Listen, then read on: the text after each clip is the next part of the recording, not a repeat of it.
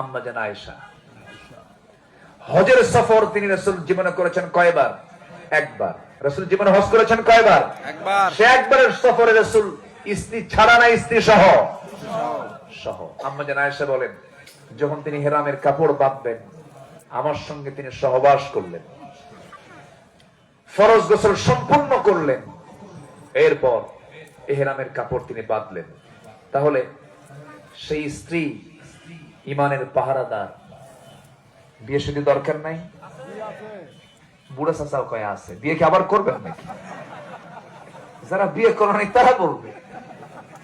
এখন আমি যদি এখন সবাইকে রাজি করা ছেড়ে দিই, তাহলে বাড়িতে বাড়িতে গৃহযুদ্ধ শুরু হয়ে যাবে।